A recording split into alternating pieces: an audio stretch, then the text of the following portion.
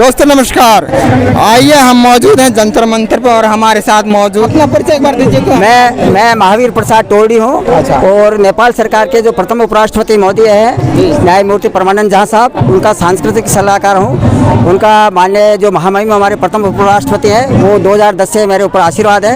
हम लोग भारत और नेपाल की जो वैदिक कालीन संस्कृति है उस संस्कृति को पूरे विश्व में पुनरुत्थान हो, भारत पुनः वैदिक कालीन जगत गुरु के आसन पर पदस्थापित हो और भारत नेपाल के जो बहुआयामी संबंध है, प्राचीन संबंध है, राजनीति संबंध है, रोटी और बेटी का हमारा संबंध है, उस संबंधों को हम लोग बरकरार रखें। भारत और नेपाल के हमारे प्राचीन जो संबंध चले आ रहे हैं वो प्राचीन संबंधों में आज तक सरकारों में मतभेद हो चुका है, लेकिन हमारे नागरिकों में कभी मनभेद नहीं हुई है। आज भी हमारी वही परंपरा है, जब भी हमारे नेपाल के प्राइम मिनिस्टर जो नए बनते हैं वो सबसे पहले भारत यात्रा करते हैं। आज जो भारत की सुरक्षा में जो लगे हुए हैं बॉर्डर पे वो पूरी गोरखा बटालियन है और गोरखा बटालियन में पूरे नेपाली राष्ट्र हैं। तो इस तरह का जो नेपाल पूरा समर्पित है भारत के प्रति, तो उनको उसकी जो वैदिक कालीन संस्कृति है, देखिए पूरे विश्व में भारत और नेपाल ही एक ऐसे राष्ट्र हैं जहाँ पे 3 ऋतु 6 मौसम होते हैं, 3 मौसम और 6 ऋतु होती है।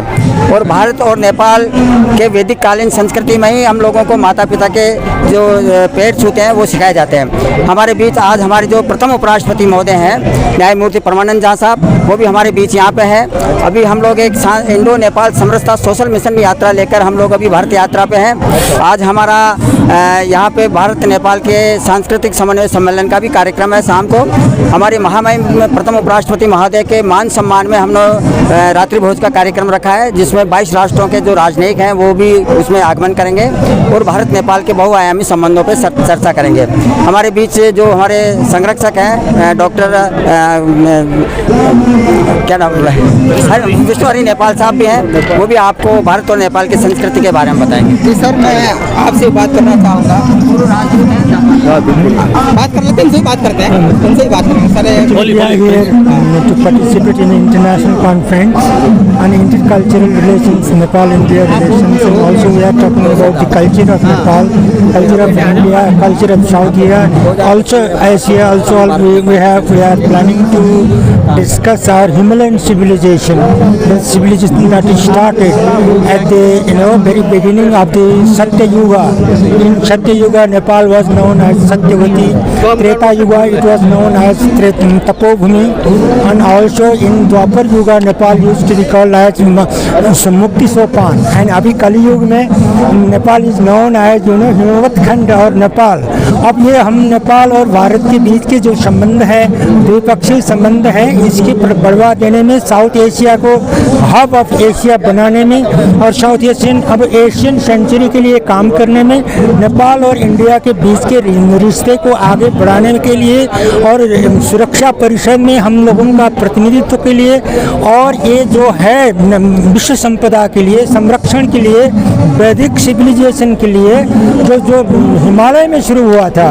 अब the western part is just describing the Indus Valley civilization only, but we are going to explore the really above the 4 centuries, सत्य, त्रेता, द्वापर और कली युग के जो सिविलाइजेशन है।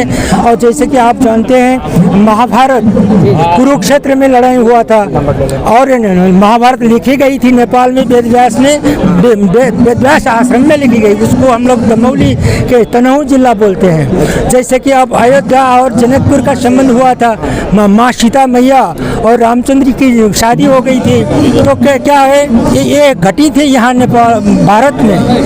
पर हम लोग वो लिखी गई थी रामायण नेपाल के नवल परिषद जो है वाल्मीकि आश्रम में लिखी गई थी। इसमें कहते हैं ये बात है।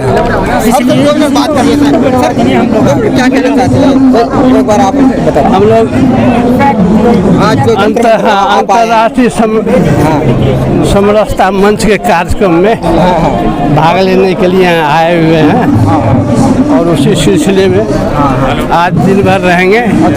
कल चले जाएंगे। हाँ, तो दोस्तों देखा आपने, सर से बात हुई तो आप देखते रहिए डी7 तक, अबरार अंसारी साथ डी7 तक, जंतर मंतर दिल्ली।